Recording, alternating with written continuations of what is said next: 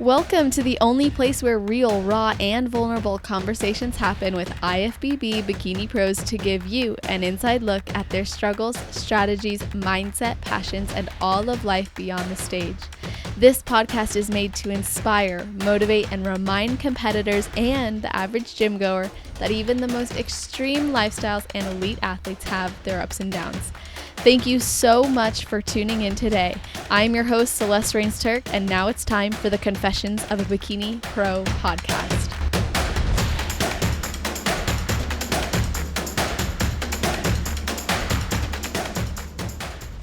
Today's video and audio guest is a single mom to three amazing girls, ages 4, 8, and 10. She is also a licensed AGACNP-BC, which she just broke down for me. Adult gerontologist, acute care nurse practitioner that is board certified. Perfect. Got it. That was it. from memory. You see? So she has a focus and a passion for functional medicine, and bodybuilding gave her something unique and personal to her and really represents her love for human-centric art forms. And it became a purpose that could drive her beyond always serving others, her family, and her profession. She was an athlete all her life, and she did ballet for 21 years. And ran cross country and was a sprinter in high school. She started competing in 2021 and did 2 shows before she won her IFBB pro card in 2 classes at the 2021 North Americans. And then she went on to earn 2nd place at the Masters Olympia in 2023, of course, after a few shows in between, which we'll be talking about. And she coaches athletes with her business team, Alpha Aesthetics, alongside Ashlyn Little and Jodie Unger, both of whom have been on this show as well. And aside from coaching, she also offers posing coaching and in-person training. Welcome to the show, JANINE Herrera. How are you doing? I am great, Celeste. Thanks for having me. You're welcome. I'm so happy you're here. Now, I have the trifecta now. I've got Ashlyn, Jodie, and now you. I know. You've had all of us now. Yes, Nice. so awesome. Save the best for last. Just yeah, kidding. that is They're gonna hilarious. They're like, hey, wait a minute. Wait a second. Yeah, that was so long ago that I interviewed both of them too. So it's really cool to see it really represents that community within the sport. I think sometimes people who are new to the sport maybe have a outward perspective that it's like catty or competitive in a negative way, but it's really like there's so much community in it. It is. It's funny because I remember when I got into the sport at my first show, I was afraid of it being catty, right? I don't know. I tend to think you get a group of women together, it's going to be a cat fight. Yeah. And my experience in this sport has been the complete opposite. I've been fortunate in that I've always met women who are supportive, uplifting, encouraging, empowering, whether that was like my former team that I was on, the people not on my team. I've just been blessed in that avenue of always coming across people in this sport, even guys. Yes. It's like a big family, It really is. And it's such a small, like niche community while also being big. It's so weird. But yeah, it really does feel like a family. And I want to talk to you about all of this. But before we even jump into that, I always ask if there's anything you do or think about right before your heel hits the stage. Right before my heel hits the stage, I always pray. I always say a prayer. And then I whisper to myself, all right, JANINE, let's go out there and knock it out. Like, that's just like my little pep phrase to myself. That's amazing. Is it always the same prayer or does it depend on the day? It's kind of always the same prayer. Before I step out, I always ask God to guide me so that I am a good example to my daughters, so that, my passion shines through while I'm on the stage. And that if there's anybody that is meant to be touched by my presence on that stage that day, just allow it to be and let the judges receive me as your will. Like just his, you know what I mean? And that's it. And then I just say, all right, JANINE, let's go kill it. And then I walk out. Amazing. Completely different persona when I walk out.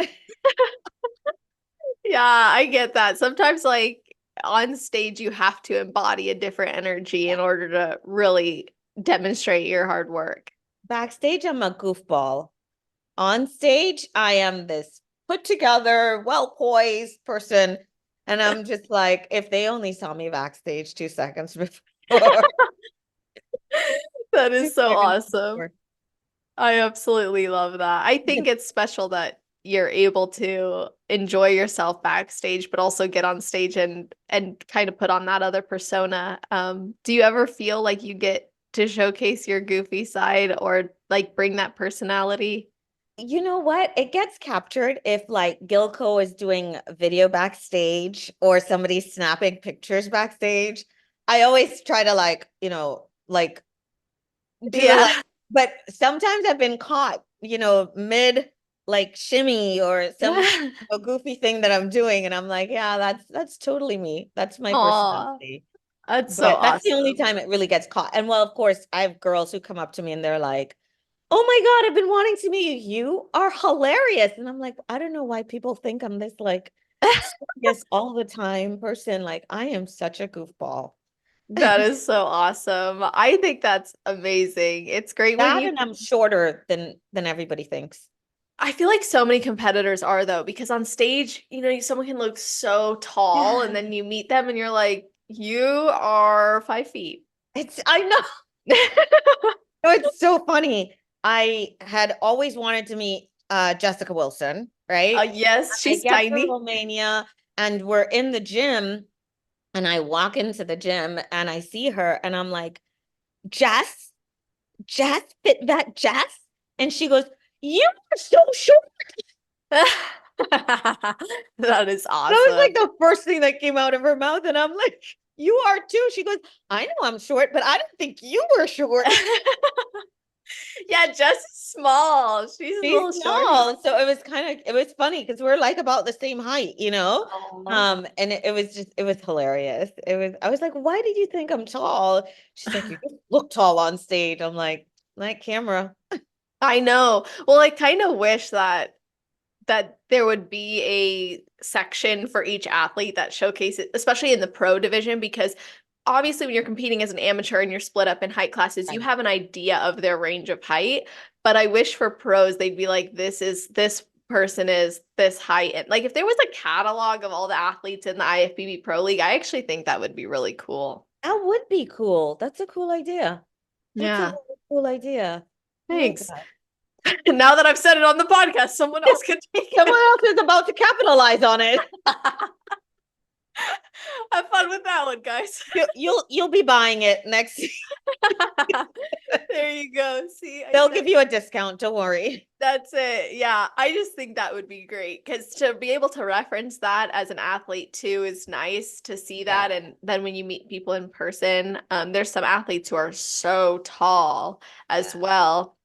And it's just amazing to see people in person. That's why I think going to shows as well as like participating at seminars and events can be really game changing for girls because they'll see, oh, like here, I'm trying to put on all this mass, and then I'm standing next to this woman who's really just quite dense, not so much like big, you know? Yep. Yep. That's so true. Very good point. You know, sometimes you see people in pictures or online, and then you meet them in person, and you're like, they're not as big as I thought. You know what I Right. mean? I'm not Yeah. that far off from that person. Like, it's perspective. Perspective. Really. Exactly. Yeah. So I want to talk about your journey because you have won first place in 8 Masters Pro shows. And then I you didn't earned a even realize second. there was that many. Yeah, I did the math, girl. I was on NBC News. I was like, 1, 2, geez. Oh, Awesome. And you earned second place at the 2023 Masters Olympia, which was with Jess. yes. So that's really cute. And what was that like for you to go from winning your pro card in 2021 to all of those amazing pro show wins and then placing second in the world? It's been, and I've said this, it's been a whirlwind since I've been in this sport, right? Um, I started off, everybody knows my journey pretty much right after my divorce. There was COVID and bodybuilding just happened upon me, right? It became a way to manage everything, the emotions of COVID, the emotions of watching people pass away, the emotions of working during that time, the emotions of my divorce, right? Being newly divorced. So it became a way to like heal and move forward. And so everything kind of happened really fast because I went from doing one show just for the heck of it, um, completely won all 4 categories in that show, became nationally qualified my first show. And the head judge, Tim Gardner, was kind of like, well, what are your plans? And I was kind of like, this was for giggles. And he's like, well, that's a shame, you know? So I kept with it. Second show, then I got my pro cards. And I'll be honest, even after getting my pro cards, I never stopped to consume it. The minute the moment when I actually consumed my journey up to that point was at my pro debut. And Oh. I'll tell you why. I was at my pro debut and I was so giddy to meet so many people. Casey Long was there. I met Alicia Fashin was there. So many, and I kept going, oh my God, she's a pro. Oh my God, she's a pro. Oh my God, she's a pro. And I was running around backstage trying to get Aw. as many pictures with pros as possible. And my former coach's spouse said to me, he tapped me and said, hey, you're here for your pro debut. So you're a pro too. And it didn't even really hit me Mm. until then. And then I went home with my kids who just, that was the first time they'd seen me on stage. Wow. They were just, my mom's a superhero. Oh, that's so And amazing. it like sunk in. But I'll tell you, a lot of times when I'm doing these shows, I go through it without stopping to really process it, Yeah. you know? So even when you just said 8 Masters wins, I'm like, holy moly, have I really done that many, you know? Not only that many shows, that many wins. Yeah, Like that's, some women don't even step on stage once, but you're out here winning pro shows. yeah, I'm blessed. I feel so blessed. And Romania was just the highlight, you Yeah. know? Just it was a series of covenants with God, right? A series of if I get picked, if I could even just, and then and then it was like, okay, if I can afford to go, if I can make it there. And then I did. And then it was like, it was just always wanting to just showcase and be an example for other women that, gosh, this is possible, you know? I'm Mm. not telling you it's easy. I'm not telling you it's easy at all. Like put that out of your mind. But I am telling you it's possible. And I'm telling you that if this is your passion, it's so worth it. You know, it's so worth it. So, So true. Oh man, the amount of things that I have been able to overcome or get through in life because I had a passion for it, it's I can't really put it into words because I think the main thing that drove me was feeling that God placed a purpose on my heart. And so then having that passion to pursue and honor that. Like someone asked me the other day, like, why do you even do all this and work so hard and want more clients and all this? And I'm like, because it's a responsibility to the purpose I was given by God, and I feel called to do that. And I think you putting it into those great words, like a series of covenants. So it's like you consistently trusting in Him to support you in fulfilling those roles you were called to participate in. it's funny because I have always known that my purpose is to serve others, if that makes sense. I remember being in my early 20s trying to figure out what I wanted to be in life. And I used to work at a hotel, and I was for a while one of the front desk assistant managers, and I loved it, right? Big 5-star hotel. And then you graduate and you figure I must do what my degree is in.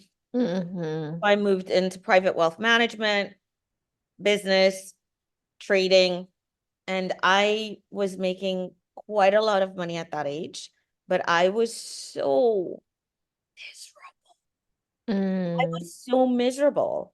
And it started making me realize I am my best self when I'm in service to someone else, right? And I have a naturally nurturing side.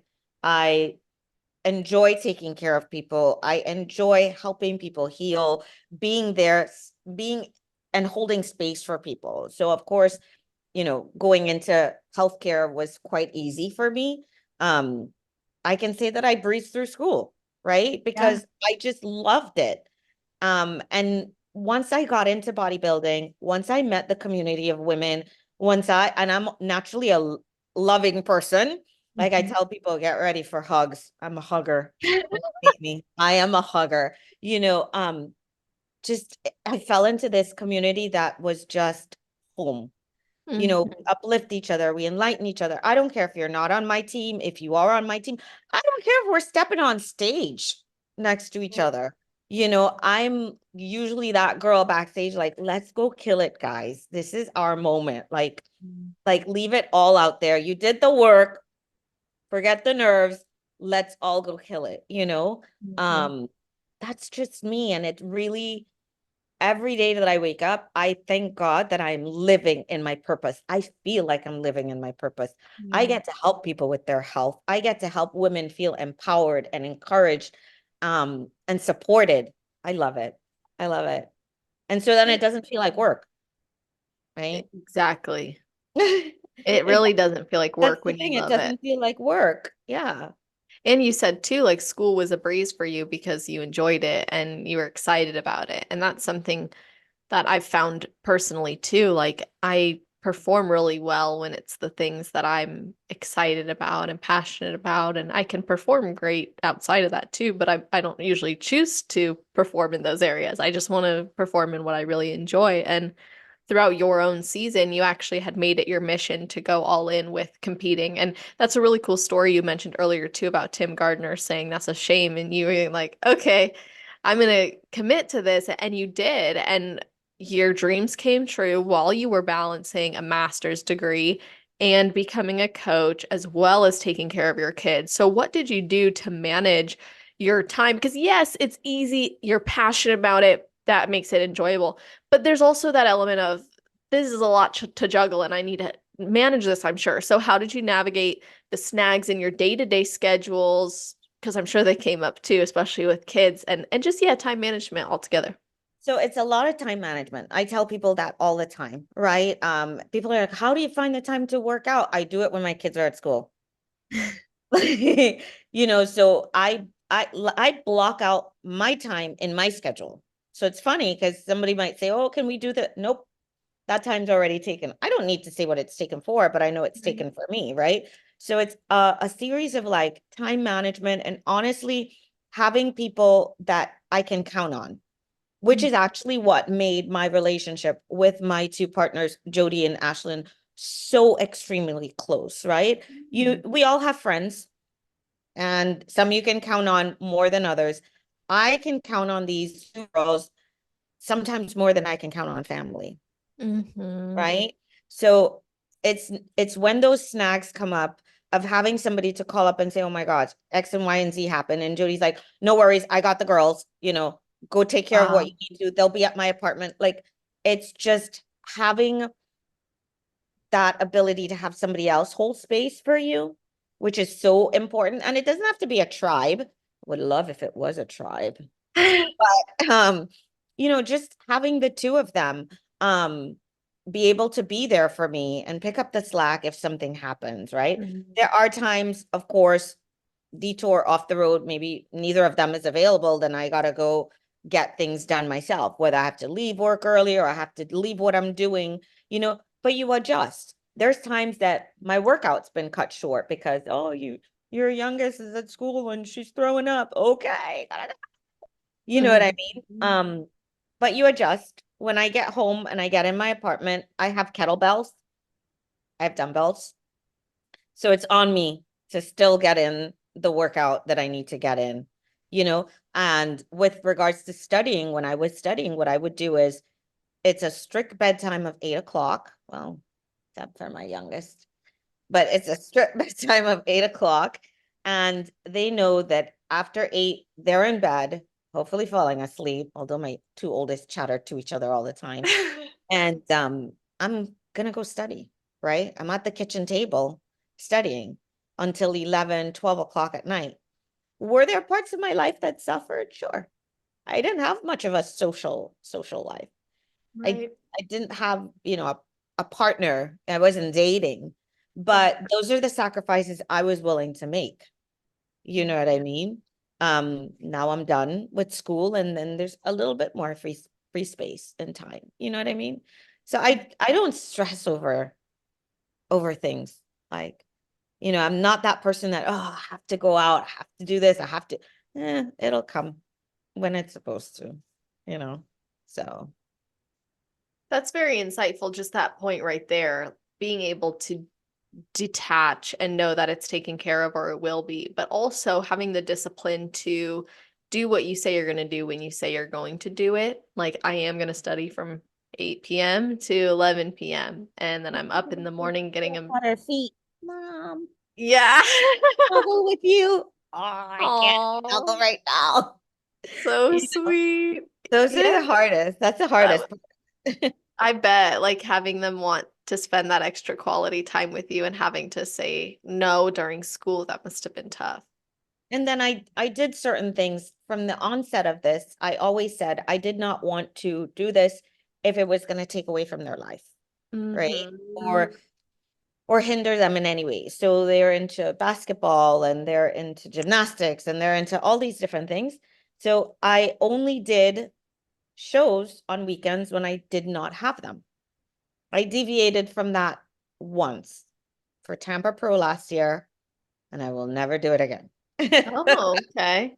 I took them with me to Tampa Pro, and I think just the dynamic, I've never had them at a show with me. I'm so used to fussing all over them. They are used to mom fussing all over them. So to see me in a different headspace was Yeah. just my youngest wasn't dealing with it well. She was just mommy time, and it was like mommy has to go check in, mommy has to do this, mommy, and it was so my stress level was like here because I was trying to do Yeah. too many things that weekend, and I was like, okay, this I've never done it. Now I've done it. I know how it works out. Won't do it again. Not at least not until they're older and That's they fair. don't need so much of me, you know? Yeah. So That yeah. makes sense. Well, it's great that you were able to try it and see, even though it didn't go as smoothly as would have been desired. And I think too, though, like, this is a great example of, like, stress will come up in your journey. Things will come up in your journey and or on show day or that you didn't prepare or expect or see coming. And if you're not able to or willing to adapt to it or learn from it, you can find yourself repeating patterns or going against your own word over and over again. And I notice a lot of people will get stuck on the problems that they face within their life, and it keeps them from committing to competing in general. Not even just already being a competitor, but actually committing to compete. So, how do you face those problems and stay solutions focused and stay in that zone of, I'm not going to stress about this? You know what? I think it comes from way earlier on in life. I read this book, and I'm sure a lot of viewers would have heard about it, called Don't Sweat the Small Stuff. And that's kind of stayed with me Hmm. throughout time, right? So when something comes up, that, and I think honestly, my faith, right? Because I've been through quite a bit moving to this country at a young age. I mean, I've always just said, yes, I could stress about it. And especially now that I'm older, yes, I could stress about it, but is stressing going to solve it? No, it's just going to waste more time on the problem. So let's skip past what's stressing me and let's talk about how can I resolve this?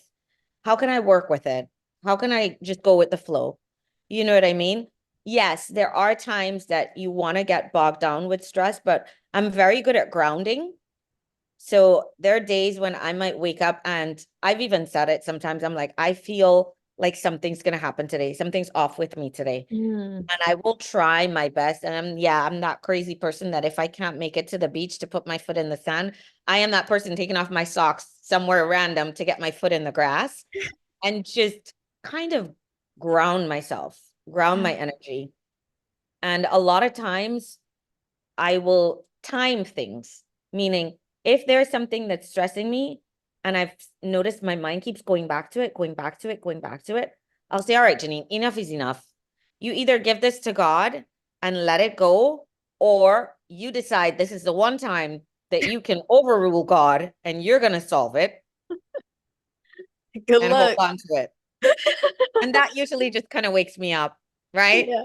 Like, who do I think I am? And then I just kind of like let it go. But stress has come up. It's funny because I have a client just this week, we were talking about her past. And she said to me, I just can't seem to let it go. And I Mm. said to her, you know what you want to do in the future, right? You are on this path of who you want to become. And she said, yes. I said, so then I want you to think of it like a thief. Mm. Every minute that you think of the past and what happened, that thief has stolen 5 minutes of your future.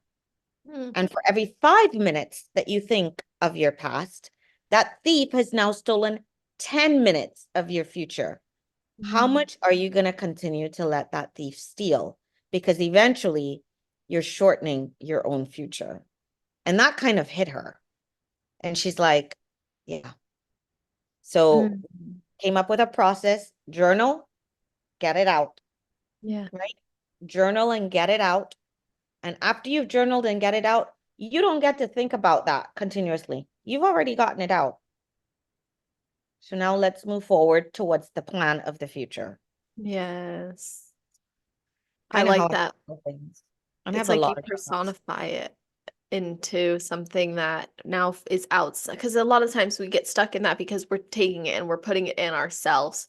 It doesn't feel tangible. So by journaling, it becomes tangible. By identifying it and giving it a name, it becomes tangible. It takes on its own identity versus embodying some part of your own.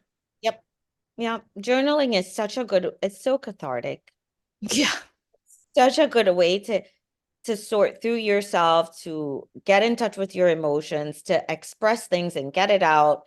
Mhm. There's times that my kids don't know how to express something, and I'll tell them, write me a letter.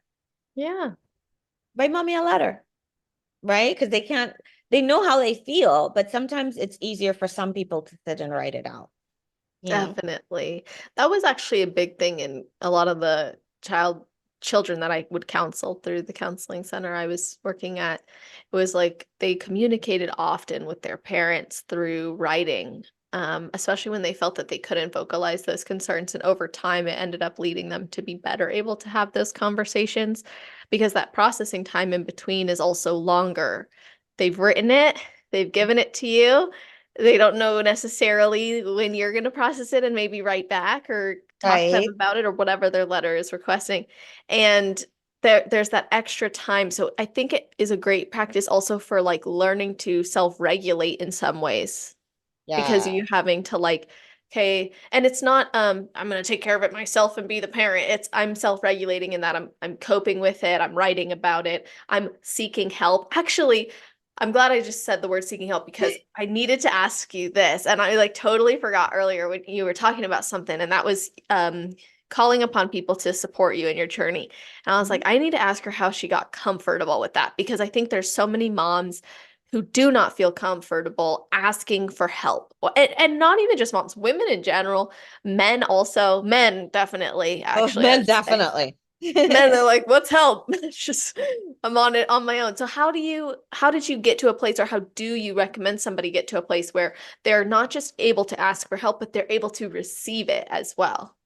So I think when I was a first-time mom, I had this um disillusionment that I was going to do it all on my own, right? Mm. And I was expected to do it all on my own. You have one kid, people say you just have one. I hate to hear other parents berate somebody else. Say, oh, but you just have one. 1, 3, 7, it's all challenging, right? Mm. It's all challenging. So when I had my first daughter, I remember not wanting to ask for help because I felt like there was a shame, Yeah. right? In a Yeah. guilt of asking for help. I only have this one child and I can't manage her. I'm not gonna. But I slowly started like just being in myself, just breaking down because I would have these moments of just sadness And it's because I'm overwhelmed, but I don't want to tell anybody. You know what I mean?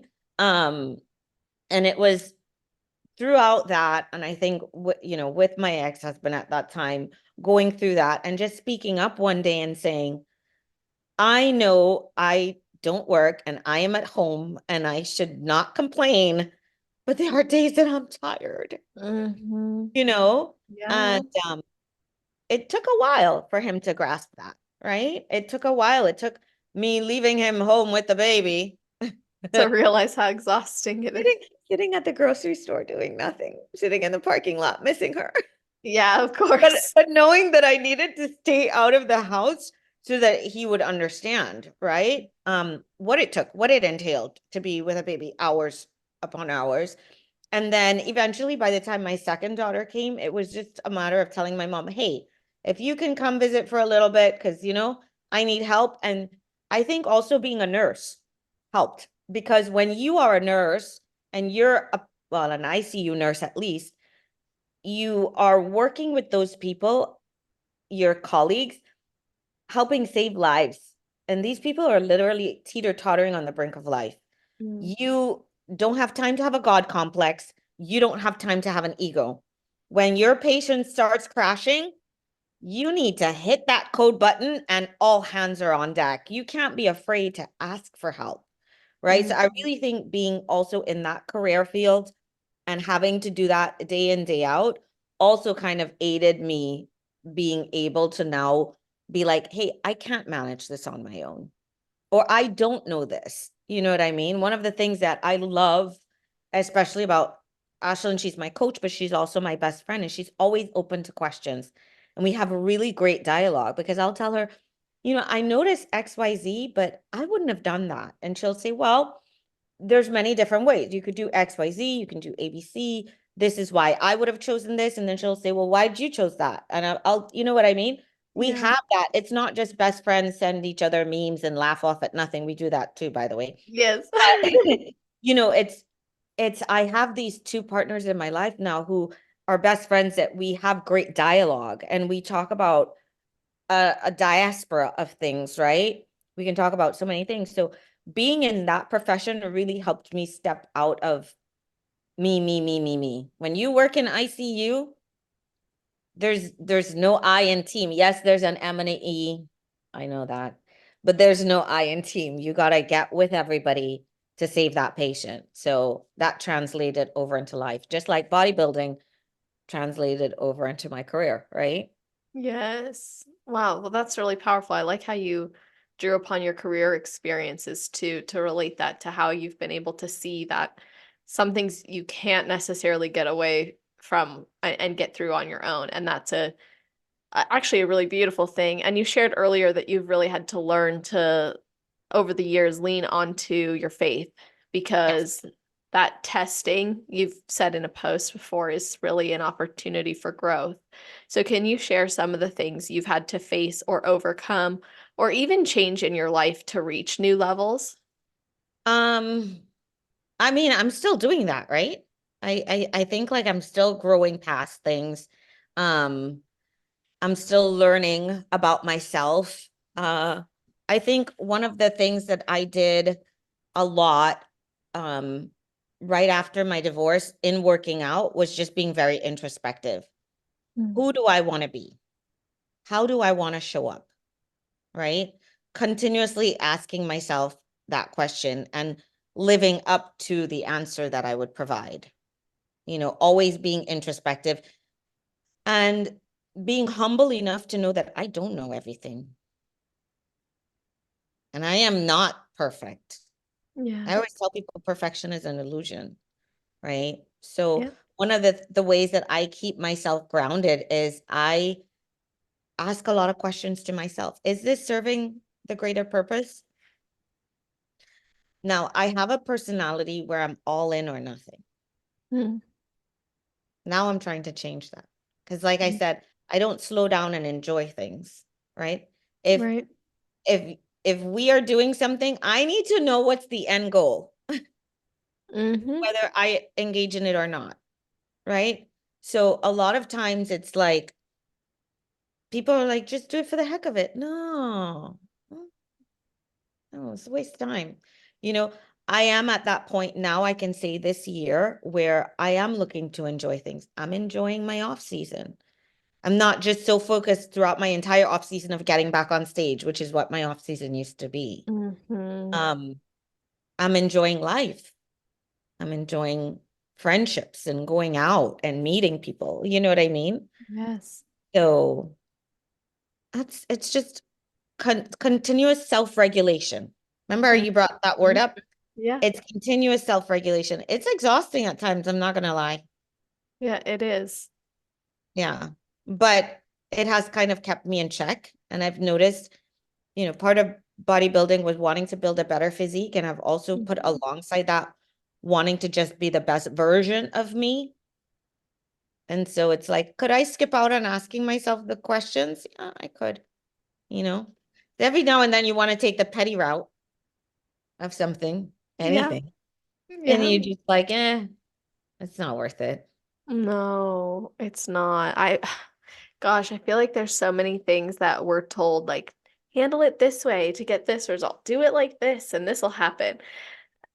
But if you don't follow your heart and what you're called to do and how you're called to represent yourself and God, I think you can stray into like very um worldly things that end up draining you, or ways of communicating that drain you, or ways of being that drain you. And that all or nothing is pretty much towing the expectation of perfection without saying it. It's Yes, it like, is.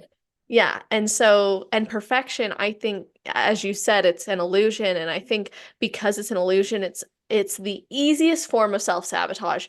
The amount of clients I have who are like, oh, I wasn't perfect, so it's like, and what in what universe does perfection exist right now?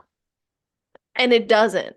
So if we say I need to be perfect in order to blank, blank, blank, we're actually just immediately setting an unrealistic standard and expectation for ourselves. So you said you're working right now on letting go of that, embracing more of what is. And I know you said you're not focused on your next show or your next season.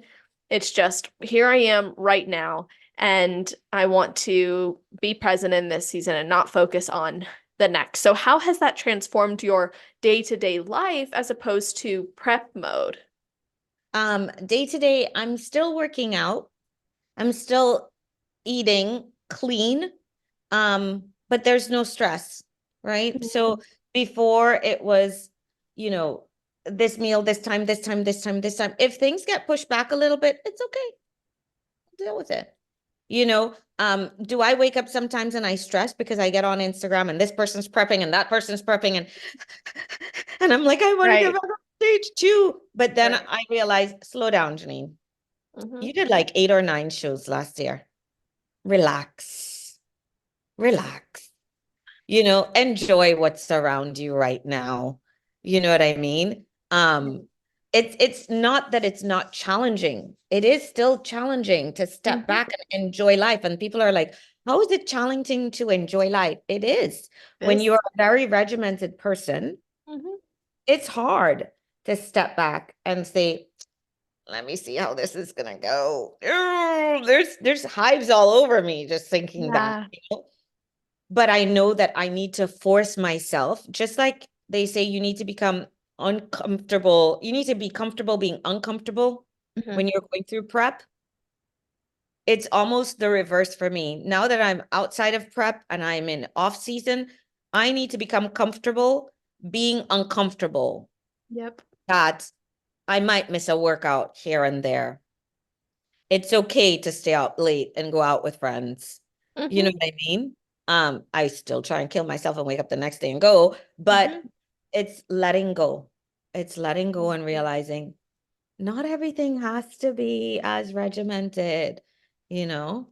It's hard. I'm not gonna lie. It's very hard. I always like there to be a purpose and a goal at the end of everything. If you tell me we're gonna walk down the street, okay, why are we going? What's down there? What are we doing? How much time do you think we're gonna be? And like that's me. Right. Yeah, I get you. It's funny because I remember Jodie said to me one day, hey, let's go to the beach tomorrow. And I immediately went for what? And she goes, to go to the beach. And I was like, well, what do you mean? Do you want to go to the sand? Do you want to just go sightseeing? Do you want to go to the beach and like go bathe? And she's like, can we just go to South Beach and walk around, Janine? And we're like walking around and I'm taking pictures of her, but the whole time I'm like, okay, but where, like, what things do you want to see? Tell me. So Yeah. we have a route, you know what? And she's just like, let's just walk. And I'm walking and I'm trying to let go of like the anxiety inside of me that's like, we're just walking with no aim. I don't know what she wants to see. She would tell me, I would make sure we see that, you know. Right. Right. That's Yeah. me. I get that. I can see that. And I think that's a common trait for a lot of people. But going on walks, that's a great way of exposing yourself, I guess aimless walks, I should say, Oh, we to do that now every day, if not every other day. that's It's awesome. thing. Yeah, I love that. And I really think that prep and so what I usually say is that extremes are very predictable, and that's why we gravitate towards them. So it's easier to commit to a predictable extreme than it is to commit to a middle ground gray area that you're not yet 100% sure will get you where you want to go, nor are you 100% sure that it's going to be as rewarding as if you went to an extreme. So when you see someone, I think it's more impressive when they can sustain and maintain a really great balanced life in their improvement season and in their prep. But if they can step away from a prep and still have a sense of peace and purpose in their life, I think that speaks volumes. And to get to that place as an athlete, I know it's hard because I've been there too, but now I'm in that position where I'm like, I don't know. And I'm like, yeah, I want to prep at this time, but it's okay if I don't. And if not, I'll do this. And if that doesn't work, it's fine too, because I think if once you let go of that extreme thinking, that all or nothing thinking, the attachment to outcomes and timelines, you free yourself up to actually find yourself as an athlete and as a human being outside of the sport in a way that is going to make it more sustainable long term. And that is, I think, one of the most important things an athlete can actually do. I think for me also, what has happened is I have enjoyed not having a plan because most of my life I've had a plan, right? Mm-hmm. I've always lived by, I know what I'm going to do next. Mm-hmm. And this is one of the first times that it's like, you got the pro cards. You did great at Masters Olympia. You can kind of breathe, Janine. You know, I think I was always living in balance, but a very strict balance, if that made sense, Yeah. right? But now this is the time where I don't necessarily need to have a plan of what's next. And Right. at first it was unnerving, you know, I was constantly like, Ash, what's my next show? What's my next show? So when are you thinking we're gonna start prep? Why are you thinking? And she would just completely act like she didn't even hear the question and be Yep. like, did we do this already? Did we do like, and I'm like, are you listening to? But then I got it. I got it. She just wants my mind just relax. And now that I'm actually in relaxed mode, I mean, well, you know, I'm like, hey, let's see where the season goes. Who knows, you know? Right. I love focusing on my clients, and just taking it day by day, you know? Yeah. And let's talk about the work that you do because you've expanded in your career and your education and you pursued formal education. So, how do you apply that formal education in the work you do with clients? So it's funny, I'm an acute care nurse, that's ICU, but somewhere after my first year of my master's program, and of course being in bodybuilding, I started realizing that I have more a passion towards functional health, right? Helping people heal from the inside out, but really with more holistic and not necessarily from like big pharma pharmaceuticals, always going that route, right? Yeah. Incorporating diet and exercise and all of that stuff. And it's funny because a lot of my classmates kind of scoff, you know, Mm, very more Western medicine thinking, you know, everything you have to have a pill or be on something. And I just stuck with it because the more that I met people in bodybuilding, and I know bodybuilding is a world of extremes, pushing your body to the limit.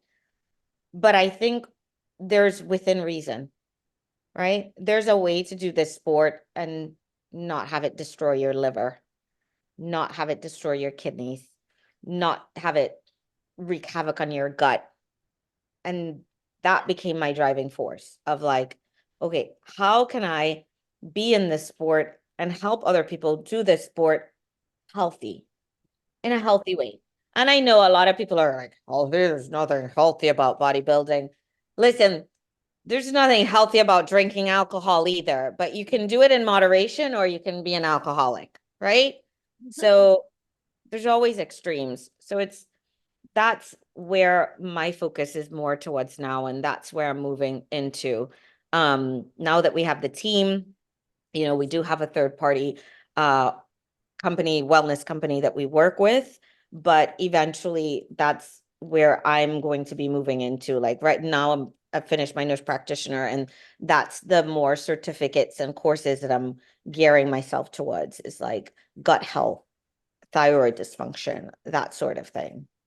Yeah. That's really great. I like how you were able to take your passion and not let the naysayers shut that down, and also instead find more so where that could take you and establish more of that niche. And I think it's very interesting because you brought up how you're obviously working with Jodie and Ashlyn in this process. You guys have a team. So how do you determine the structure of a client's plan when you're thinking of keeping functional health at the top of mind?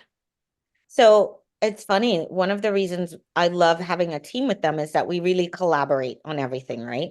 So it might be my client, but I'll call them up and be like, hey, this person's checking in. Can we look at it together? Can we, you know what I mean? When we're formulating their plan, I might formulate the plan, but I might send it to them to look over for certain things, or vice versa. I've had Jodie numerous times call me and say, I have a client, she's dealing with this issue, this issue, this. What do you think I can recommend to her? I am by nature a conservative person. I don't think you always need to go to heavy pharmaceuticals in order to help somebody. I'm that person in the hospital that's like, oh, we're putting them to sleep, propofol, while everybody is like fentanyl. Of course, it depends on what kind of sedation they need too, but I'm always going the more conservative route. So there are times Jodie will call me up and be like, I have a client, she has thyroid dysfunction, this, that, and the other. And I'm like, okay, here's what we need to do. We need to change her diet to XYZ. Ask her if she's already taking these supplements. You know what I mean? So Yeah. it's a way for us to, as a team, look at the whole health of our clients, whereas before that wasn't the focus of maybe the team we were on. You know what I mean? We get to make that now an integral part of this team, so that we're looking at people, not just your diet and nutrition. There are times she's come to me with clients and I'm like, that person needs a break. Mm-hmm. You need to think of their mental health right now. And that's something that's so underrated too, Mm-hmm. right? Sometimes a client might tell you what's going on with them in the gym, or that they're not staying on track, but the mental aspect is negated, isn't there. So there are Right. times like we'll talk about a client or something and I'm like, she needs a break. Mentally, that person, needs to step back right now or something. So Mm-hmm. Yeah, it's important for a coach to be able to recognize some of those signs or needs, and that fine line as a coach between push the athlete and their limits and pull back because this is the top of their threshold, and any further could actually take them 10 steps backwards. So when you're considering that threshold for pushing an athlete, I know you also train people in person, and one of your philosophies is to take them to new limits, or at least that's kind of what I've understood. So, how do you train yourself in the gym to push your own limits? And then how do you approach that when working with others, especially if they are maybe in the depths of prep and feeling some of that fatigue? so when I'm in the gym, I kind of rely on my trainer, James, Monsters Inc., to push me to my limit, right? Because I can push myself, but let's face it, we all have exercises we prefer to do because they're our favorites, because we're good at them, right? He'll get me doing other things that I need to focus on. And of course, he watches my form and all of that stuff. So, and he knows how much to push me, right? He knows how much I have left in my gas tank. I'm one of those people, I'm a beast when I get in the gym, right? With clients, I don't push them as hard as I would push myself unless I see it there. I think when you're with a client, you have to know how much to push them, because you also don't want to risk injury, right? You don't want to push them past the threshold, or you don't want them ego lifting or anything like that. So it's a matter of, I always tell people, there's nutrition, exercise, effort, intensity. So once you're putting in the effort and we're working together in the gym, I'm going to try and bring out the most I can out of your intensity, but not by sacrificing your form or anything else. Now, of course, when you're with somebody in person, you kind of know when they have a little bit more in the tank left, right? And you can push them to that limit. But it's a mixture. Not every exercise am I going to kill you with drop sets, you know, to the max. So it's a mixture of like mixing up that workout so that they're doing the right form, pushing really good weight, and their intensity is there, you know. It's much easier when you're with somebody in person. I mean, So true. You can see like I think you can just see their overall body language, the way they're you can breathing. see a muscle when it's failing. You can, I mean, you can see it when they're about Yeah. to fall to their knees. You know what I mean? Yeah. So, and then you have 5 more. If that was my trainer, James, that's always what he says to me. Right when I start shaking, you have 5 more, young lady. I'm like, I have no more, but I'll try and squeak out the 5 you need. Do you think that's really important and maybe a missed factor is really people pushing themselves in the gym? Oh, absolutely. I do think there is something to be said about when somebody is not seeing results and they're going to the gym every single day. When somebody says to me, I've been working out 2 years and I haven't been able to lose weight. Well, let me take a look at your workout. And then they're like with 5-pound dumbbells. Right. And it's like, why are you doing 5 for 20? Just go up in weight. Yeah. And it's like sometimes for some people, it just doesn't occur to them. Right. They're so comfortable lifting that particular weight. Like I had a client who was doing 15 reps of 15 pounds for like every single exercise. Oh man. That's just the weight. She just attached herself to that Right. weight, felt comfortable, Yeah. right? And me actually saying to her, do me a favor. If you're easily able to get to 8 or 10 reps, go up by 5 pounds. It was like mind blown for her. She had never thought it was time to go up in weight. She was like, I think Right. I was always just waiting for somebody to tell me. Mm-hmm. So I do think there's a component where people aren't putting the intensity into it that they need to, right? Because the minute you start feeling a little bit heavy, you're like, oh, I can't get to 15. Well, do 10. That's what I tell them. They're like, Exactly. I can't do 20 doing this. Not every exercise you have to do 20, do 10. Then they look at you like 10. Then you put more weight on and they're like, I can't get to 10, get to 8. That's fine. Get to 8. Yeah. Get to 8. It's like challenging yourself. Absolutely. So a mental hurdle I had to overcome was I would look at my coach's programming for me, and let's say it said 15 reps. I would be like, I need to pick a weight where I can actually hit 15 reps so I can execute on the plan. This was years ago. And I realize now how much potential was left in the tank. I'm like, Yes. if I could go back in time, I would change the way I trained. So, I mean, obviously you learn, you live and You learn. know And better, you do better, right? yeah, That's so now something. I'm doing better, but like, yeah, I know there's so much gains left on the table. And Yeah. now if I get a program from my coach and it says to hit 15 reps, I will pick the most challenging weight I can for 15 reps, and sometimes I only hit 12, and I just write it down in the spreadsheet, and I'm like, I got to That's it. 12 for the second set. Yeah. Hit 15 on the first, but second I couldn't, and I'm fatigued, but it feels great.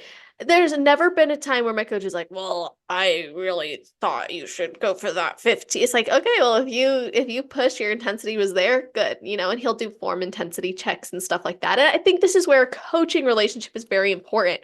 So when you talk about like, okay, how are we working as a team? So you and your girls working as a team, but then also you and your client being able to process that feedback together, because it takes a client saying, I'm not really sure if I'm doing what I need to be doing, for you to realize, oh, yeah, well, you're lifting 5 pounds on a movement you could easily be probably pushing 12 and a half pounds on, but you just may be fearful of that. And those are hurdles you get to work through with your clients. And I think it's important we talk about too, and this is kind of shifting gears just a little bit, but there's habits you need to execute outside of training, I think daily or weekly, monthly, etc., that can really make a big impact on you, and your success as an athlete or your success in getting in the sport. So do you have any habits aside from journaling and grounding, some of those really great ones you've already shared, and pushing yourself in the gym, that you think many women should consider embodying, whether they compete or not, that you have learned from your own experience or formal education? I think one of the things, and I'm not going to say that I do this regularly or at all. I do think there's value in um participating in something more low impact. Like how we were talking about walking, right? I do Mhm. walk quite a bit now with Jodie. One of the things I always encourage my clients to do on their rest day is do something low impact, whether it's Pilates or bar or restorative yoga, right? That's the one that I prefer. Or stretching. I'm horrible at stretching. I know. Me I too. should stretch every day, but I don't. Right? I think getting in that habit of movement, especially for women, because we're the ones that suffer the most from osteoporosis and stuff, Right. and go through, all the hormone changes. So keeping ourselves active will play such a good part. Just keeping yourself active helps your gut, believe Mm-hmm. it or not. So it's like keeping ourselves active. Um, if I were to say one more thing as a woman, or all of us should have out there, is like, honestly, that small circle of friends, Yeah. Yes. that small Great point. circle that you can count on, right? Mm-hmm. Um, I think womanhood is such a beautiful, sacred thing, and I wish that more women embraced it. Um, we bear children. We have experiences that men will never understand or know about. We have things that bond us and is a kinship, right? Yeah. So I think that if we were to come together more and just lean on each other more, it's so funny because I had a friend who is competing, and she wrote something on Instagram the other day about people attacking her. And Mm. I just reached out and I was like, "You're beautiful. You're such an amazing woman. And I hope you're not taking any of these comments to heart." You know what I mean? Like, I can't even understand why they're trolls to begin with. But Right. I said, take heart in this. Know that you're doing something right, because nobody picks on somebody that's not somebody they envy, or not somebody that's Right. not doing something that they wish they could be doing. So know that it's coming from a place of jealousy, because nobody picks on you if you're not doing something right or not doing well. Nobody even pays attention to you. You don't exist. Yeah. So, Great yeah, I point. think those two things, if I could encourage women, it's to get out and move, engage in some form of movement, and then just have that circle of your sisters, Mm-hmm. right? And the people who you can turn to, who will be real with you. Not yes people, but be real with you. Sometimes you need a friend to be a little delusional with, but you I also, listen, I have that. Jodie's my little delusional friend. You say something, I'm there. Let's go. She doesn't even know what the plan is. Exactly. You know, Ashlyn's like that. Are you crazy? Hmm. Let me bring you down a couple notches to earth. You Yeah. know, you need that. You need Yeah, that. you do. So, I mean, those would be the two things. I don't know that I have more to. Oh, those are great. Those are major. I absolutely love that too, because I don't know that others have necessarily recommended that as a habit or a tip to keep a close circle. And I think that's a great one. We're communal beings, and especially as women, we really thrive when we have that sisterhood and when we can relate to one another. And also from a health perspective, as you said, women will face certain health challenges, and man, it gets my head going in a million directions. But something that I've learned through a lot of the work I do with competitors on disordered eating and body image, and then the background in counseling and everything, is women are more likely to mimic each other and fall into that, oh, they're doing this, they're being rewarded for it, so I will do that. So be careful who you're surrounding yourself with, because you might end up mimicking them, or thinking or telling yourself a story that that's the rewarded behavior if it is being rewarded. And then on a second note is women face those health challenges, and I can't help but think so much of it is also because from a young age we are taught to manipulate, change, starve, or hurt our body in some way. Yeah. And like disordered eating leads to health problems that we now see so many women face. And it's interesting because obviously most of America is obese, let's be for real, and that's that's a huge cause for concern. But let's also consider the fact that 70% at least of women have some sort of disordered eating. And then you add on to that being an elite athlete or in a physique or aesthetic based sport of any sort, and young girls in sports too. Like I can't help but wonder and think about how this this has actually morphed and challenged the way our health has progressed over the years too.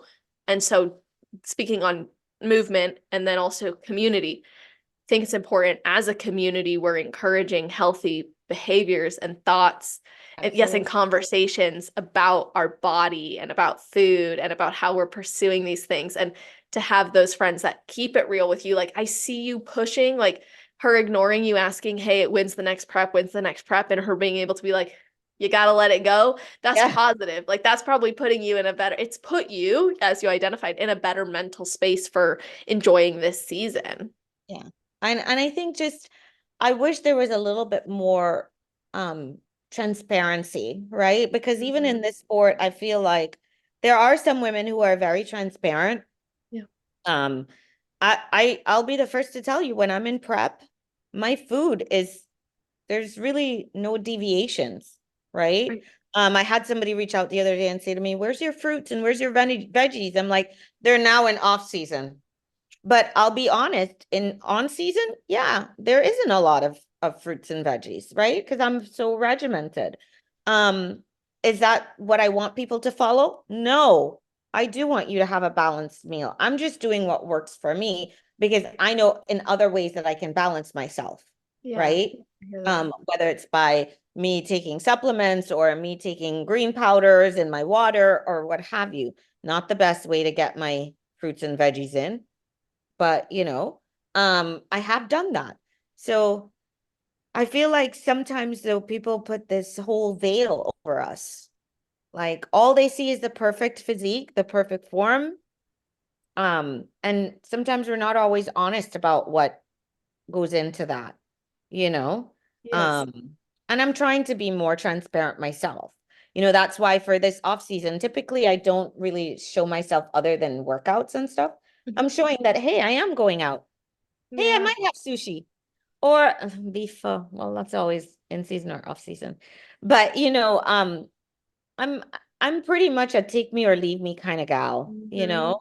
So it's just, like I think the other day I showed everybody I have the hugest zit, like right there. It's still there. That little crater is still there. Um, I hate that. but but I think that we just need to not scold, right? It's not a I'm better than you or you're better than me or berate somebody for something. It's Right. just teach me. I want to do better. You seem Yes. like you're doing better. Teach me, you know? And I Mhm. think it'll be so much more better for all of us. Agreed. And that speaks to your earlier point about how uplifting everybody can be. And if you're willing to be led and you're open to being led, also open to asking questions, and you're around people who are willing to answer them, I think that can inspire a lot more greatness. And I want to talk about you as a master's athlete, because I get so many requests for master's athletes, and I'm like, y'all, I've been interviewing master's athletes since, what are y'all talking about? I've been in this, but Feel like okay. I've been in this from day one. Yeah, I'm like, it's 2018. We were interviewing master's athletes. Oh, I think I wow. had Jess on in 2018, Oh, actually. wow. Wow. But I was like, okay, master's athletes, just, we need to shed even more light. So here's what I need to ask you. You entered into this sport as a master's competitor. What do you hope other women can see or learn from your journey as a master's athlete? And what would you tell a woman who feels like they're too old to start? First thing I would say is you're never too old. That desire's there. It's been placed there for a reason. You're never too old. Figure out your why. And as long as your why is authentic and honest, you go after it with the full force, because the world will conspire, the universe will conspire and move it within your realm. Right? Yep. So that's the first thing. I mean, I've had women come to me and say, I think I'm too old. For what? You know, um, realistic. Let's put some realism in that, right? Am I saying that you're going to be the next Miss Olympia? Probably not. I'll be honest. I don't even think I'm going to be the next Miss Olympia. I'm very honest. But can you enter master's category and do well? Absolutely. Can you still have a career as a master's athlete in this sport? Absolutely. And it's funny because I think more promoters are starting to realize the legacy of this sport, right? We're still trying to fight to get them to take away the fees, but that's another story. Sure. But guess what? Nobody stays young forever. So Right. all of the young, gorgeous athletes are one day gonna hit that 35. And now you're a master's athlete, unless they completely raise it to 40, which I think it should be 40 anyway. But Talk to us about that opinion, actually. so I always, it's funny because when I entered masters the first time, it was 40 and up. I didn't know that 35 existed until I went to nationals. And then there was a 35 and up. And I just think this whole calling women that are 35 advanced maternal fetal age, and come on, I at know. 35, let's stop I doing that to know. our women in society. Okay, if you tell me at 40 I'm at advanced maternal fetal age, I get it. Although I had my youngest when I was in my 40s, but it's like, come on, I think that's another thing that's happening in society too, right? Women have so much to bear, and now in our mid 30s, which should be our prime, we're advanced maternal fetal age. Right. So I honestly think masters should be 40 and up. Let these 30 somethings enjoy the prime of their lives. Let them Mhm. at it. And then when you cross 40, you're a master's athlete, right? If you think Mhm. about it, in your 20s, you're figuring out who you are. In your 30s, you are solidifying who you are. Right. And in your 40s, you should already know who you are and be who you are, Right. right? So, I don't get to set the age, but if I were to set the age, and considering that Masters Olympia, to qualify, you needed to be 40, not Mhm. 35. You needed to be 40, Hmm. which is where I think the age limit should be. Yeah. Allow the younger women to compete and be young women and not be masters just yet. So, Yes. As a 27-year-old me, I can say that I agree. there you go. Because I'm like, dang, like I could see myself doing this forever, but I also want to have kids, get married, have kids, have a family, and then what? I come back and now I'm And you're a supposed to, master's.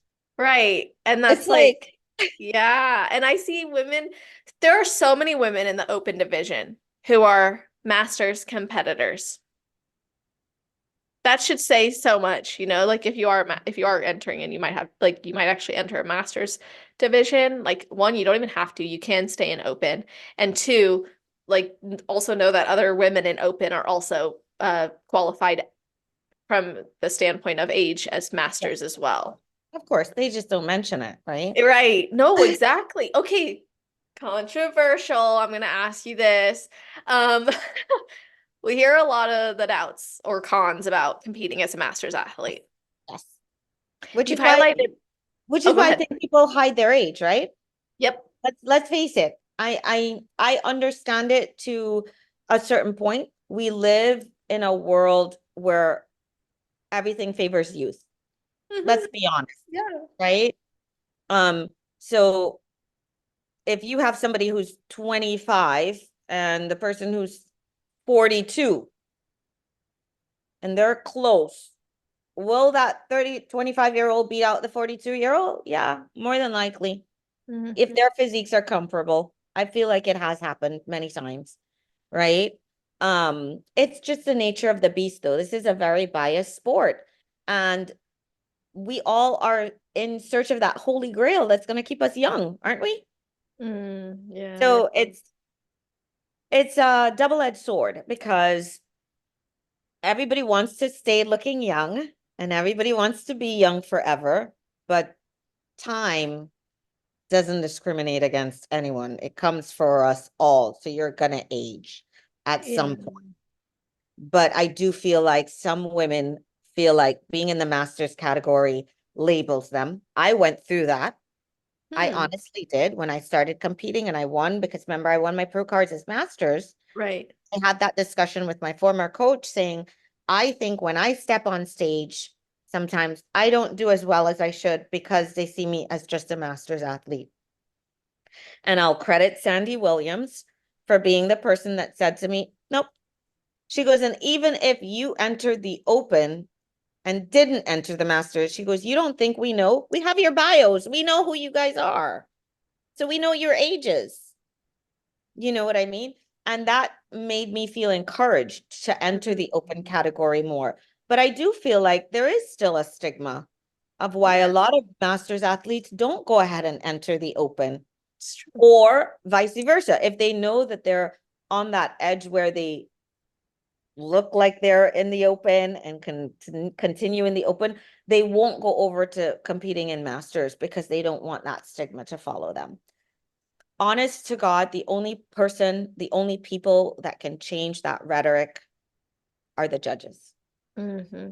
By truly, truly judging and showing we don't care what your age is.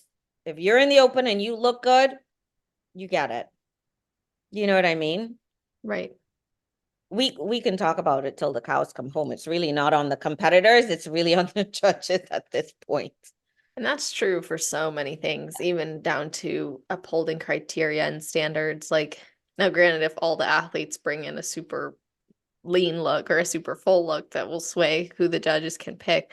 But similarly, like with masters, I will say I've had people I know in the sport who have shared similar experience as you, like where they stepped off stage as a masters competitor and then they went on stage and open and they felt overlooked potentially. Um, Now granted, I've also heard that feedback that you shared from Sandy Williamson that, hey, sometimes like you think that, but that's not what's really happening. And she has also detailed that there is sometimes a pretty distinct difference between what a master's skin and body and muscle density, maturity can look like next to an open competitor who's younger. And it's not about age, but more so like most of these girls look this way, this one looks this way. It's just slightly different and not in a way that better matches the criteria. And so there is that fine line. But like you said, it really comes down to the judges. Now, I think there's got to be some advantages of being a master's competitor that someone like me who's 27, natural, even though I've been working out and an athlete my whole life, like I see the Masters. I was watching the Arnold Amateur this morning and I was seeing the Masters women and I was like, wow, like they're so like their density is beautiful, the So shape. there is that, right? So it's funny because Mhm. one of the things that I don't want to say addicted to, but Tyler puts out, do you remember when Tyler was doing the videos about the criteria? Oh, yeah, I It love was, those. I eat that up so much. I love that. I wish he would do more feedback like that, or even the other judges, because from speaking to Sandy and her opening my eyes to realize, yeah, they do know my age. They do know, they have my bio. So Right. whether I hide or not, they know exactly on stage who's a Masters athlete. But like Sandy said, it's about who shows up, right? So Masters athletes can get away with looking a little bit harder, Hmm. right? Because that's something some of us can't help. We can get away with a little bit more density, but you have to judge based on the criteria, like Tyler always says. So if you have a lot of girls come in the open that are not as dense, they're not as conditioned as some of us, end up being as Masters athletes. We get a lot drier quicker. Um, you have to judge based on who shows up that day and what closely matches the criteria. And bikini is about being softer, the silhouette, more feminine. You know what I mean? So, yeah, if everybody shows up and they're all younger and they kind of sway more towards the criteria, does that Masters athlete kind of get pushed more to the side? Doesn't mean she doesn't fit the criteria. There's just Right. other people who fit it better that I day. agree. You know what I mean? So that's why I said it's kind of up to the judges as well too. But yeah, Masters athletes can get away with a little bit more density, that muscle maturity Hmm. that, and I don't know what I would have looked like at 20 something in the sport. Right. you know I came in this sport having had done so many other things prior to this, so I came in with a certain amount of Yeah. muscle density and muscle maturity, and that's my fine line right now. I can do nothing and I show up looking hard, and it's Yeah. like we're working on that, softening me a little bit you know Well, that was also really surprising too, because you had consistently been receiving feedback to have fuller glutes, but at the same time also be tighter, but then also that you were very like muscularly mature. How does someone even navigate that? oh my gosh. It's really a mind game, right? Yeah. Because literally it's so funny. I remember going to the show that I did before Miami, which was a clash, and they said I got you were a little bit too full. Okay. So a little less full. Okay, so for Miami, then we came in a little flatter, and then the judges were like, we were hoping for that fullness.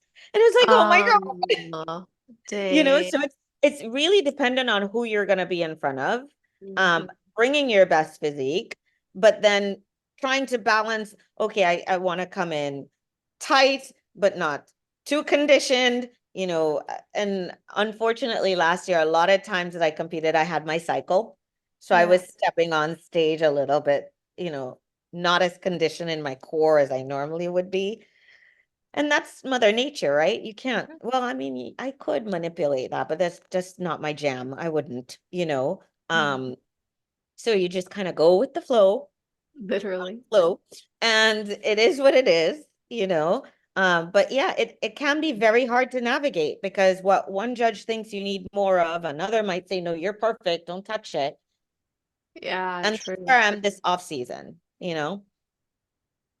Growing glutes, but more for dimension than anything else. Mm.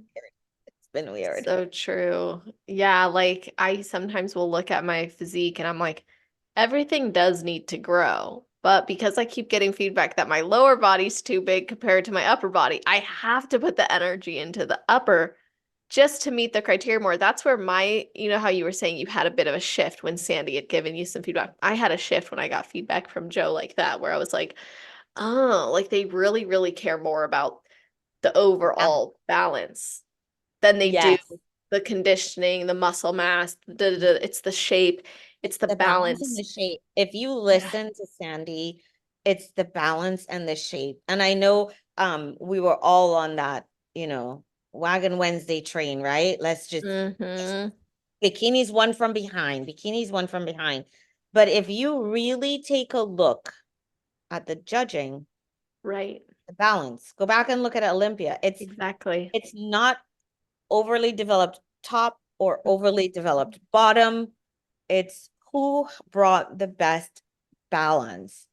And that's tricky because like my upper body snaps into shape like this. Exactly. My lower body takes a little bit longer to respond. So it's Mhm. cutting back my upper body days to like once a week. I'm doing shoulders Mhm. once a week because that's my dominant body part. Mhm. Doing glutes twice because I need more recovery. You know what I mean? Yeah. It's trying to keep everything in balance. Bikini's not tough. I know a lot of times we get, pushed to the side as like, you could jog and compete in bikini. No, You could.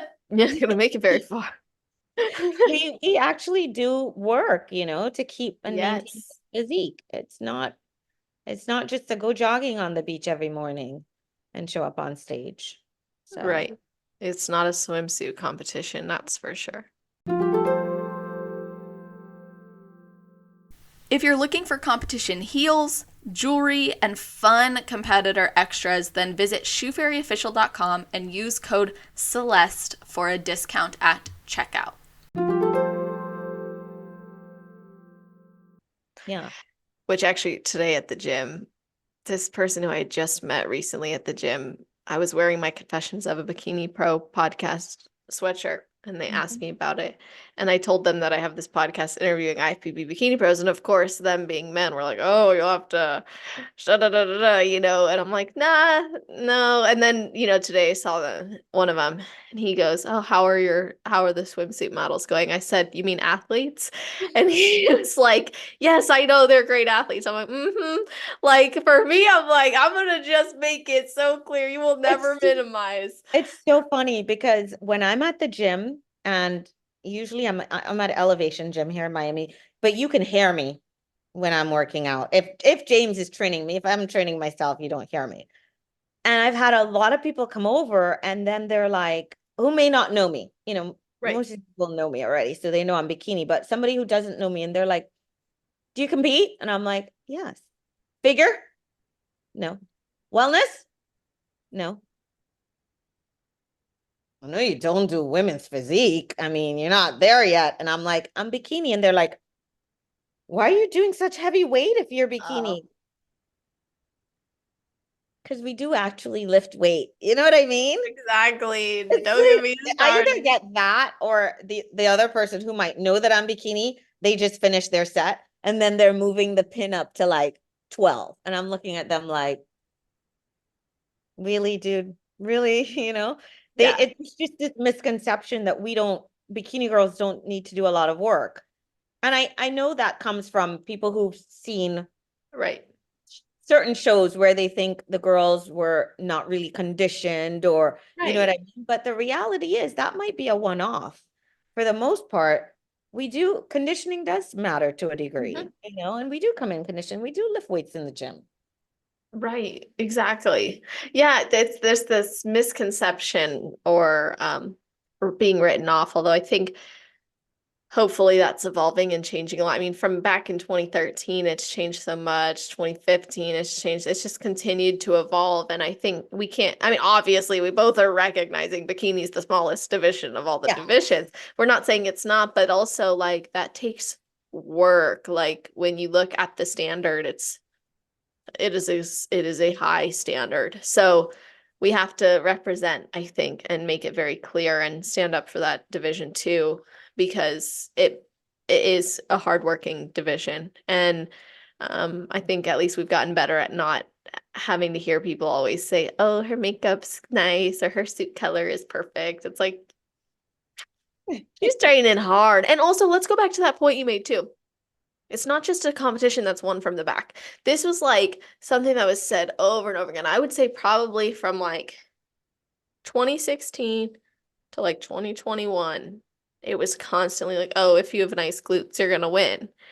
But then like we really saw like actually that result, like you said, that's not what happens. Maybe at a local level, regional Right. level, maybe at a national level, like that conditioning just maybe it changes the game. But at the highest levels, you actually really don't see them doing that.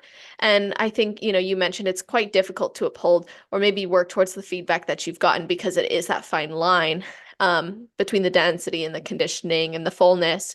Mhm. So I know you said you don't have goals right now or a stage date in mind, but with the next Masters Bikini Olympia probably not happening until 2025, is that something you intend to go back to? Yes. Yes. Immediately, yes. Yes. I mean, listen, I'm not going to be shy about saying I'm a competitive person. Yeah. I do want that title. I'm going to be working towards it. And we'll see where the cards fall, you know. I've been encouraging a lot of masters athletes to get into the sport and use that, like people come to me and they're like, well, what about the Olympia? Well, why obsess? I don't want to do it because I would never make it to the Olympia. Why obsess over that? Yeah. That's like saying Why you don't want obsess over to. it? More and more promoters are adding masters categories to their shows. Let's embrace that because that's them showing we recognize this is the legacy of the sport, like I've said before, right? We recognize that people aren't going to stay, Chris Bumstead ain't going to stay young forever. All these people, Maureen Blanquisco, everybody at some point is going to get older. But this opens up an avenue for us to still revere and follow and enjoy these people should they stay in the sport that long, Right. right? Should they continue in this, but this is an avenue for that. So I have a lot of sometimes masters athletes come to me and they say, well, I want to do a show, and I would love to go far in this sport, but I don't know because I won't make it to Olympia. There's Masters Olympia. You can shoot for that, right? Right. So like, if you want to pigeonhole yourself into one thing, that's one thing. But I mean, the sky is the limit in this sport, right? You Yeah. can go in the open, you can go for masters. Olympia is something that's attainable for masters if you want to go there. I love that it's coming back in 2025. Do I wish it was here this year? Absolutely. But Yeah. I I'm going to know. that. I Is love it? that it's back. Yeah. I've had people write me, guys, oh my gosh, I have a follower who had left this sport disillusioned, very disillusioned with the sport more than 15 years ago, 20 years ago, probably even more than that. Mm-hmm. And happened upon my page, started following me. And after Masters Olympia, really decided he was going to compete again, competed and won. That's Haven't awesome. competed in decades. And Wow. wrote me and said, it's because of you and how much you are just so driven and you're outspoken about masters Mm. in the sport. And I love I love that. being an ambassador for masters. You know, Yes. there's nothing more empowering than you defying society, that you are not past your prime, that you can still be in it to win it. Mm-hmm. You know, I mean, there's nothing more empowering than that, like setting Yeah. that goal. I love seeing men and women do that. Like go against the status quo, break the standards, Okay. show I love themselves what they're capable of. And it shows younger people too that, hey, like your life is not over at 35. You're gonna have a lot more to look forward to. It only gets better from here. Don't give up on your dreams just because you just turned XYZ age. And like, It's so funny because my daughters are of course they're into it. Their mom's Mhm. in the sport, right? My middle daughter wants to be the first redheaded Miss Olympia. I had to like Oh, break her hopes the other day because I found out Sebum's wife was an Olympian. She's naturally redheaded. So my daughter said, well, I'll be the first curly haired redhead. But oh, they follow the sport. And how neat would it be for younger people? I mean, they've met Lorelei Chapalos, they've met Ashlyn, for them to be able to grow up and still keep following these people. Oh, I remember watching them when my mom used to compete, and now they're competing, Mhm. but those people are now in masters compete. I mean, uh, to me, there's no negatives about Masters Olympia being back and more masters being in this sport. It just helps the sport have longevity. And how awesome was it that our president at 80 was I flexing? Come know. on. Come He's on. such a That's so genuine guy amazing, man. too. It's Yeah. like longevity in this sport. We're already a niche, a family of empowering, supportive people. Let's just make it something that lives forever. You know, Oh, yes. I love it. Golly, I love that. I'm fired up. I'm like, I can be in this sport for 40 Yes, years yes. on top of what I've already done. Right? Listen, I tell myself that all the time. People are like, when are you going to stop? Never. Well, my bones might tell me when to stop. Never. Yeah, My exactly. spirit's not telling me anything, you know? It's like, That's how I see it too. I'm like, spirit's going to I've go been in it. forever. Yeah. And when you make it a lifestyle too, it's like, hey, this is That's the great. thing. I mean, I know people hop in and out of the sport, Right. that's why I say it has to be like it's based on your why. For some people, it's a bucket list item. I get that. But there are diehard true fans of us, right? Like Mhm. we are in this and we love being in it, and we don't have a timetable as to when we'll stop. Right. You and for some people, it's like, oh, I just wanted to do it for 2, 3 years and then out. And that's cool too, you Yes. know. But just having it around for a long time is what I hope, you know. There's Same. so many great benefits. Listen, everything in life has a seedy side. Mm. Everything. And bodybuilding's no different, but Mm. you have a choice as to what side of the aisle you want to be and what you go out there looking for out of it. Right? If you go True. looking for the negative, you'll Right. find it. That's If exactly you go right. gravitating towards the positive, you will find it. That's So, exactly right. You know what? On that note, that's probably some of your best advice, but I'm going to ask for your best advice anyway. So, what is your best advice for someone who's never competed before but wants to? And then your best advice for somebody who's on their road to pro? best advice for somebody who's never competed but wants to figure out your why, align yourself with good people, do your research. Because a coach puts something in your hands and tells you to take it doesn't mean you take it, right? So do your own research. Um, always go in search of answers. Question everything. Question everybody, right? Mhm. But know your why as to why you're starting, because that's going to hold you in place on the days that it gets tough. And there are going to be tough days. There are going to be tough days, right? Yep, And then for somebody who's on their road to pro, you got it. oh man, my advice to somebody who's on their road to pro, enjoy every moment. Mhm. Slow down and enjoy the journey. This is where you're getting built.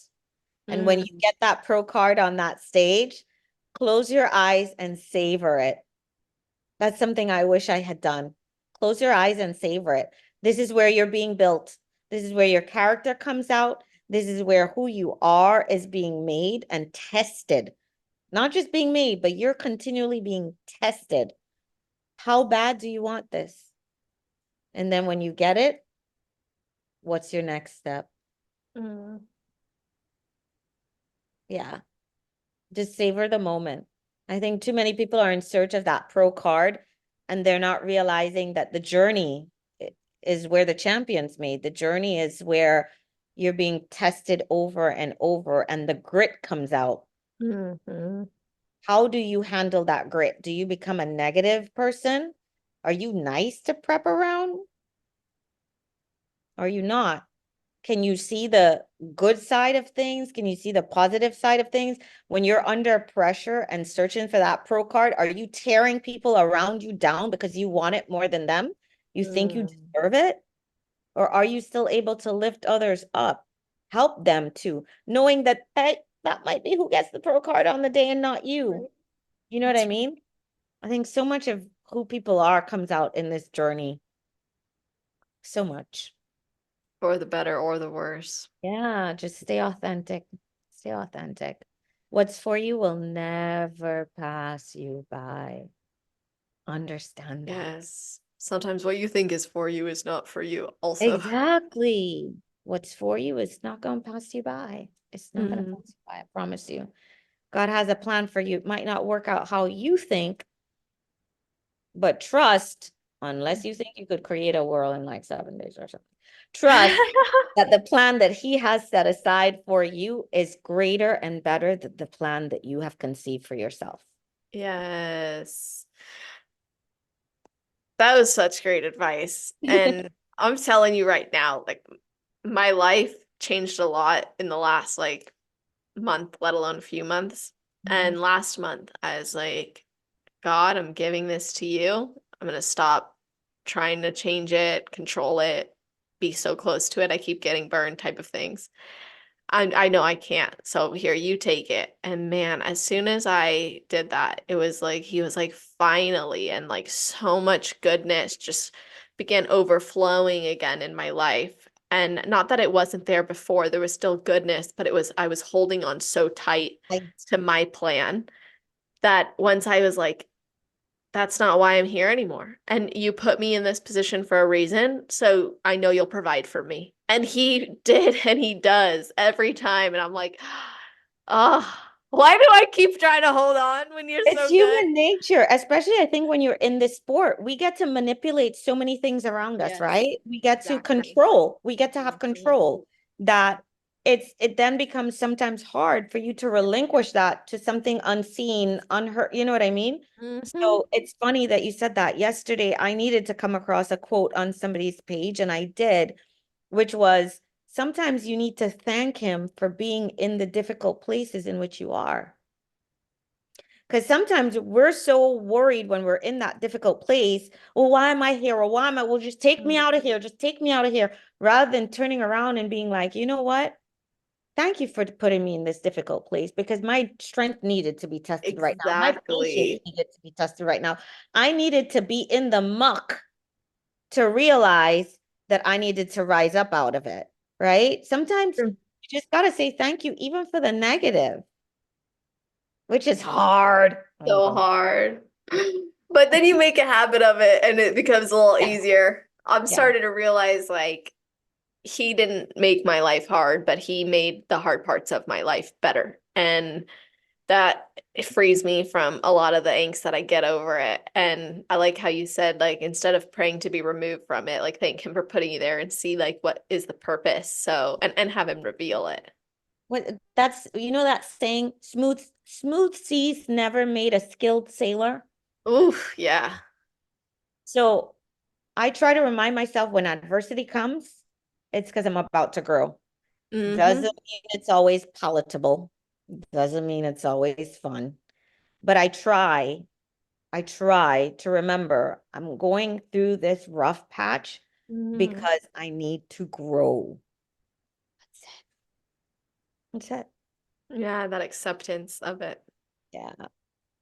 Well, Janine, thank you for all of this amazingness in this conversation. I loved every minute, and I'm sure the listeners did too. And I'm sure they want to know how they can follow you, connect with you, and watch your journey even more, even work with you. So, how can they do that? Thank you for having me, first off. Yeah. If anybody wants to follow me, I'm at JA9Fit on Instagram. That's J is an apple, 9 is in the number 9, fit altogether. Or they can reach out to me at Janine, JANINE, at teamalphaesthetics.com. Awesome. And we'll put that in the show notes page too. So you guys, you won't only find her links and how to contact her, but you're also going to see a full breakdown of this episode in summary format, as well as a bulleted list of the topics we covered and all the episode timestamps. So you can go back, listen to your favorite parts, share it with your friends, family, teammates, and let them know what you thought about it. Of course, tag us on Instagram or Facebook as you listen. It's always so nice to hear your guys' feedback, see what you guys think about it. I know it means a lot to me, but it means even more to the athletes who come on to share so openly and provide such great, valuable content and feedback for us. So thank you guys in advance for doing that. And of course, for listening every Friday with us. Yeah, it was so awesome to have you, Janine. And I hope that you all have an amazing rest of your day, night, or morning, wherever you are in the world while you're listening to this episode. Just make it awesome. Thank you so much.